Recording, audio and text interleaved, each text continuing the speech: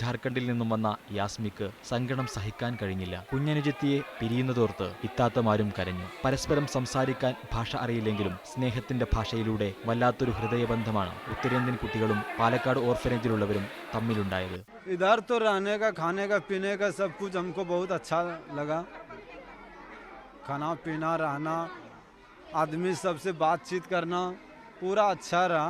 പേഴുംകരയിലേക്ക് കുട്ടികളെത്തിയതോടെ വലിയ മാറ്റമാണുണ്ടായതെന്ന് ഉദ്യോഗസ്ഥരും പറയുന്നു. നല്ല ഭക്ഷണം കഴിച്ച് കളിച്ചുല്ലസിച്ച് നടക്കാൻ കുട്ടികൾക്ക് ഈ ക്യാമ്പസ് തുണയായി. 145 കുട്ടികളാണ് പാലക്കാട് ഓർഫനേജിലുള്ളത്. തങ്ങളുടെ അതിഥികൾക്ക് ആദ്യം ഭക്ഷണം നൽകി, അന്തിയുറങ്ങാൻ സൗകര്യങ്ങളൊരുക്കി. അവസാനം കുട്ടികൾക്കായി ബാഗും പുസ്തകങ്ങളും പേനയും പെൻസിലുമെല്ലാം നൽകി. വളരെ എനിക്ക് തോന്നുന്നത് ഇവിടെ വന്ന കുട്ടികൾ ആദ്യത്തെ ഒരു രീതിയല്ല. ഇവിടെ വന്നപ്പോൾ കുട്ടികൾ വളരെ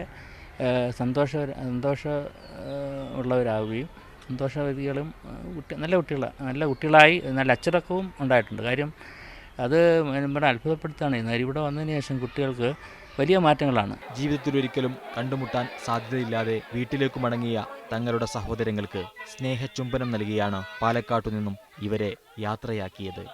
സാജിദ് അജ്മൽ, മീഡിയ 1, പാലക്കാട്.